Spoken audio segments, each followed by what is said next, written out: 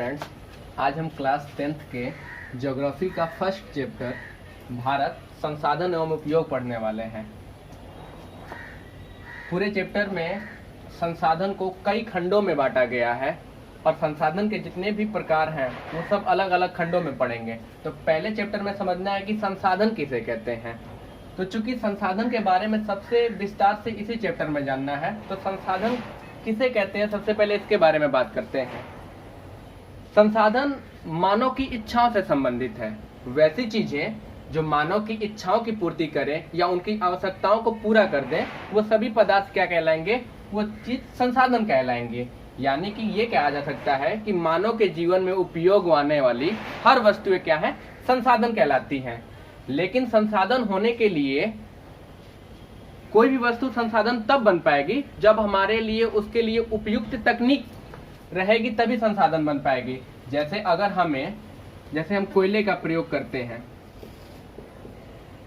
अगर हम कोयले का प्रयोग कर रहे हैं तो इसका खनन करके क्या किया जाता है? जमीन के अंदर से बाहर निकाला जाता है। लेकिन अगर हमारे पास इसके लिए उपयुक्त तकनीक ही नहीं रहेगी, यदि हमारे पास खनन करने वाली वैसे औजार नहीं रहेंगी, मशीनें नहीं रहेंगी, तो हम इस कोयले का प्रयोग नहीं कर पाएंगे। अतः ये हमारे लिए उपयोगी साबित नहीं हो पाएगा, हमारी इच्छाओं एवं आवश्यकताओं की पूर्ति नहीं कर पाएगा।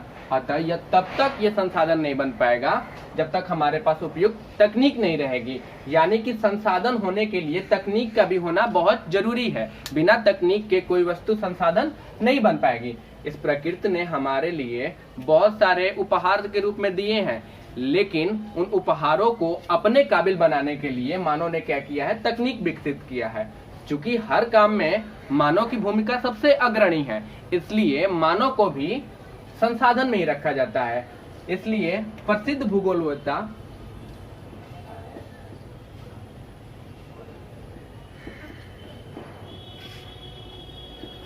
जिम्मरमैन का एक कथन है कि संसाधन होते नहीं, बनते हैं। यानी कि संसाधन हमारे पास पहले से मौजूद नहीं है, तकनीक के माध्यम से हमें उन्हें क्या करना पड़ता है? बनाना पड़ता है। इसलिए संसाधन को परिभाषित करना होगा तो हम कहेंगे कि मानवीय इच्छाओं एवं आवश्यकताओं की पूर्ति करने के लिए जो भी पदार्थ यहाँ पे मौजूद हैं वो सभी क्या कहलाएंगे? संसाधन कहलाएंगे। जैसे मिट्टी हो गया, जल हो गया, वन्य प्राणी, खनिज या इत्यादि। अब इनके वर्गीकरण के बारे में बात करेंगे कि किस प्रकार के संसाधनों को अलग अलग भागों में बांटा गया। इनके क्लासिफिकेशन को देखेंगे। संसाधनों के परिभाषा के बाद अब उनके वर्गीकरण की बात करते हैं। मुख्यतः इन्हें 4 वर्गों में बांटा गया है। एक उत्पत्ति के आधार पे, उपयोगिता के आधार पे, स्वामित्व के आधार पे एवं विकास के स्तर के आधार पे। बारी बारी से हम इनके वर्गीकरण को देखेंगे। सबसे पहले बारे में पढ़ेंगे उत्पत्ति के आधार पे। उत्पत्ति के आधार पे संसाधनों को मुख्यतः 2 भागों में बांटा गया है। पहला जैव संसाधन और दूसरा अजैव संसाधन। जैव संसाधन किसे कहते हैं? जैसा कि नाम से ही आप इसे जस्टिफाई कर सकते हैं कि जैव का मतलब जान या जीव से है। यानी कि वैसे संसाधन जिनमें जान होती है, यानी कि जो सजीव होते हैं, उसे क्या कहते हैं? जैव संसाधन कहा जाता है। अगर जैव संसाधन के एग्जाम्पल की बात की जाए तो उसमें पशु पक्षी, मानव प्राणी,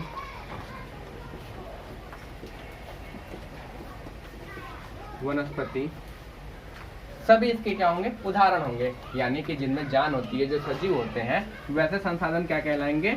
जैव संसाधन कहलाएंगे। ठीक इसके विपरीत अजैव संसाधन, इसके भी नाम से ही आप बता सकते हैं। यानी जिनमें जान नहीं होती है, जो सजीव नहीं होते हैं, उसे अजैव संसाधन कहते हैं। अगर इसके एग्जाम्पल की बात की जाए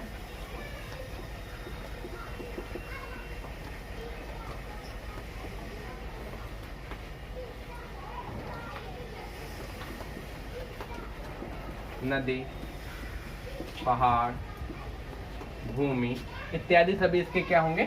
उदाहरण होंगे। यानी कि उत्पत्ति के आधार पे हमने देख लिया कि एक जैव संसाधन और एक अजैव संसाधन होते हैं। ठीक इसी प्रकार से अगला जो बांटा गया है उसे भी 2 खंडों में बांटा गया है उपयोगिता के आधार पे। अच्छा, उपयोगिता के आधार पे आप कैसे सोचेंगे कि इसे 2 भागों में बांटा गया है? यानी कि अगर कोई चीज उपयोग कर रहे हैं तो वो खत्म हो सकती है या फिर से उसे प्राप्त कर सकते हैं, तो उसके आधार पे संसाधनों को 2 भागों में बांटा गया है। पहला नवीकरणीय संसाधन और दूसरा अनवीकरणीय संसाधन। अच्छा, नवीकरणीय मतलब जिसे फिर से हम नया कर सके। तो नवीकरणीय संसाधन किसे कहते हैं?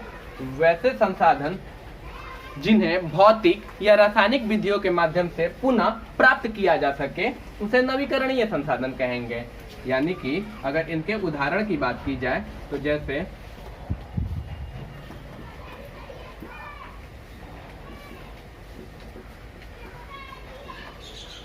इत्यादि क्या होंगे? ये इसके उदाहरण होंगे, क्योंकि इन्हें पुनः भौतिक या रासायनिक विधियों के माध्यम से प्राप्त किया जा सकता है। लेकिन अनवीकरणीय संसाधन मतलब जिसे फिर से नया नहीं किया जा सके, यानी कि वैसे संसाधन जिन्हें हम आसानी से प्राप्त नहीं कर सकते हैं, जिन्हें जो एक बार समाप्त हो जाए और उन्हें दोबारा प्राप्त करने में करोड़ों वर्ष लग जाते हैं, यानी कि इन्हें प्राप्त करना नामुमकिन होता है, इसलिए इसे क्या कहते हैं? अनवीकरणीय संसाधन। जैसे कोयले और पेट्रोल के बारे में, जैसे कोयला क्या है कि आज हम इसका उपयोग कर रहे हैं, लेकिन इनके भंडार क्या है? सीमित है। कुछ ही समय बाद ये क्या हो जाएंगे? खत्म हो जाएंगे और फिर से इन्हें प्राप्त करना मुमकिन नहीं है। अब तीसरा जानना है हम लोग को स्वामित्व के आधार पे।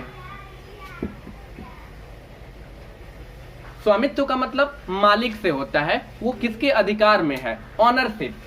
तो पहला संसाधन है निजी संसाधन। निजी का मतलब किसी एक व्यक्ति के अंदर में, यानी कि उस व्यक्ति का वो प्राइवेट होता है। निजी संसाधन वैसे संसाधन जिस पर किसी खास व्यक्ति का अधिकार हो उसे क्या कहेंगे? निजी संसाधन कहेंगे। जैसे हमारे अपने घर का अगर जो मोबाइल है या गाड़ी है वो हमारा अपना है, उस पर अन्य किसी का अधिकार नहीं है। कोई मोहल्ले का आदमी आके उस पर अपना अधिकार नहीं दिखा सकता है। तो निजी संसाधन क्या हुआ कि वैसे संसाधन जिसपे किसी खास व्यक्ति का अधिकार होता है उसे निजी संसाधन कहते हैं। दूसरा है सामुदायिक संसाधन। नाम से ही ये पता लगा सकते हैं कि जिसपे किसी क्षेत्र विशेष का मतलब किसी समुदाय का अधिकार हो, किसी एक विशेष क्षेत्र का अधिकार हो, किसी विशेष परिप्रेक्ष्य में लोगों का उसका अधिकार हो, उसे क्या कहेंगे? सामुदायिक संसाधन कहेंगे। अच्छा, जैसे किसी क्षेत्र में पार्क हो गया या मंदिर हो गया या जो सरकारी कल हो गया, इन सब चीजों पे क्या होता है कि समुदाय के या किसी उस समाज का विशेष अधिकार होता है, किसी एक व्यक्ति के अधिकार में वो नहीं होता है। पार्क में सभी खेलने के लिए जाएंगे, मंदिर में सभी पूजा करने के लिए जा सकते हैं, इसलिए ऐसे संसाधनों को क्या कहा जाता है? सामुदायिक संसाधन कहा जाता है। तीसरा राष्ट्रीय संसाधन के बारे में। राष्ट्रीय संसाधन क्या होता है कि हमारे अपने देश की भौगोलिक सीमा के अंतर्गत जितनी भी संसाधन मौजूद है वो सभी राष्ट्रीय संसाधन कहलाती है। यानी कि हमारे देश भर में हमारी जितनी भी सीमा मौजूद है, हमारे देश का जो भी नक्शा है उसके सीमा के अंतर्गत जितने भी संसाधन आते हैं वो सभी राष्ट्रीय संसाधन कहे जाएंगे। जैसे सड़क हो गया, नहर हो गई, नदी हो गई, ये सभी क्या है? राष्ट्रीय संसाधन कहलाते हैं। इसके अलावा जो इस टॉपिक से जो क्वेश्चन करता है, जो एग्जाम में क्वेश्चन करेगा, वो कहाँ से क्वेश्चन करेगा?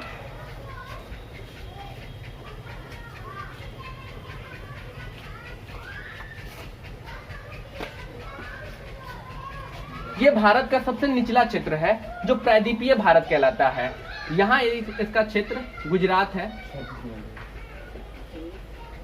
यहाँ से टोटल हमारी देश की सीमा समुद्र से लगती है।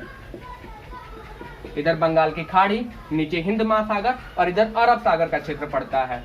तो एक क्वेश्चन यहाँ से भी करता है कि हमारे देश की तट सीमा से, मतलब हमारे देश की जहां सीमा है उससे समुद्र में 12 नॉटिकल मील या फिर 19.2 किलोमीटर का जो क्षेत्र होता है वो भी हमारे देश की संपत्ति होती है। इसमें क्या होता है कि हम क्या करते हैं, जो भी खनन का कार्य करना होता है या कुछ अनुसंधान करने होते हैं या तेल निकालना होता है, तो हम क्या करते हैं, इस क्षेत्र में ही हम ऐसे कार्य करते हैं। इस पे क्या होता है कि हमारे देश की संपत्ति ही होती है, इस पे हमारा राष्ट्रीय अधिकार होता है। तो क्वेश्चन कहाँ से आएगा राष्ट्रीय संपत्ति में? यहीं से कि जो राजनीतिक सीमा हमारी जो होती है वो समुद्र में तट से कितने दूर का क्षेत्र होता है, 12 नॉटिकल मील या 19.2 किलोमीटर का जो क्षेत्र होता है वो हमारे राजनीतिक क्षेत्र या हमारी राष्ट्रीय संपत्ति होती है। ठीक है। अच्छा, इससे रिलेटेड एक और क्वेश्चन करता है EEZ क्या है? एक्सक्लूसिव इकोनॉमिक जोन, किसे कहते हैं? अनन्य या अपवर्जक आर्थिक क्षेत्र।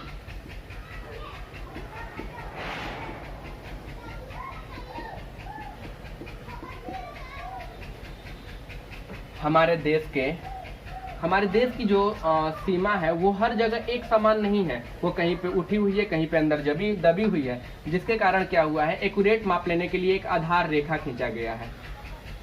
क्योंकि पृथ्वी पे ऐसी कोई रेखा नहीं है, लेकिन जानकारी के लिए क्या किया गया है, इससे ऐसे ही एक रेखा खींचा गया, ये काल्पनिक रेखा है, और इससे आधार रेखा से 200 किलोमीटर के तक का क्षेत्र क्या कहलाता है? अपवर्जक आर्थिक क्षेत्र या फिर एक्सक्लूसिव इकोनॉमिक जोन कहते हैं। ठीक है, इन क्षेत्र में क्या होता है कि हमारे जो वैज्ञानिक क्या करते हैं, अनुसंधान का कार्य करते हैं।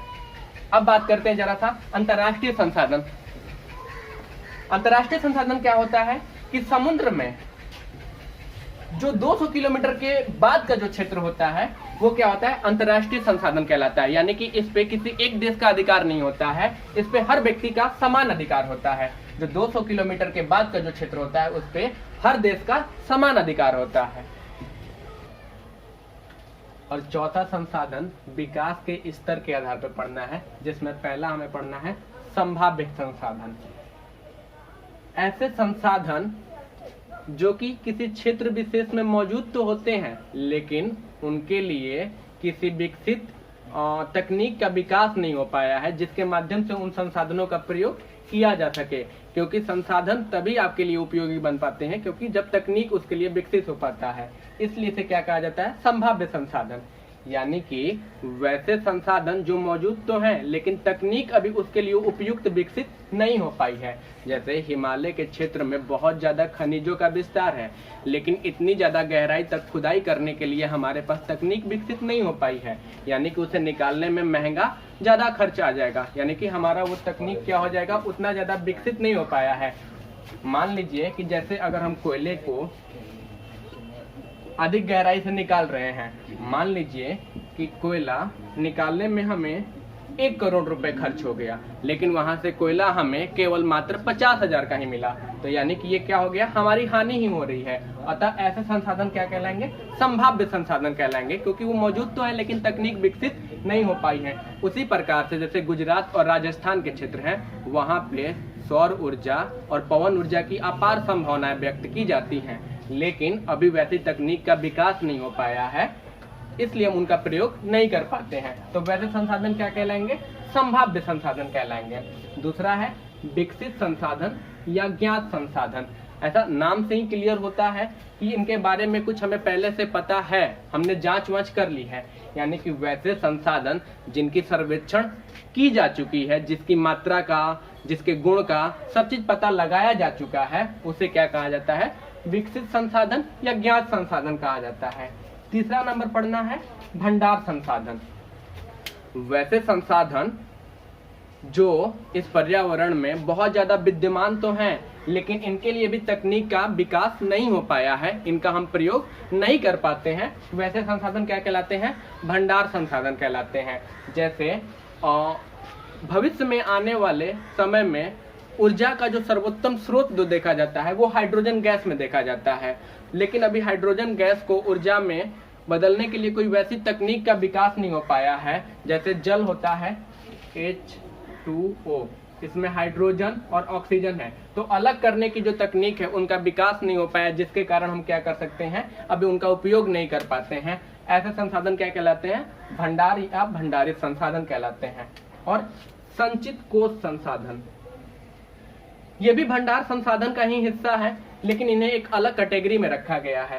संचित कोष ऐसे संसाधन जिनके बारे में पता भी लग चुका है और तकनीक का विकास भी हो गया है, जिनको हम निकाल के उनका उपयोग भी कर सकते हैं, लेकिन इन्हें भविष्य के लिए सुरक्षित करके रख दिया गया है। आने वाले समय में ये क्या है? हमारी पूंजी है। अगर कोई वैसे संसाधन जो खत्म हो जा रहे हैं तो उनके जगह पे हम क्या करेंगे? ये जो संचित कोष वाले संसाधन है उनका प्रयोग करेंगे। ये चारों खत्म हो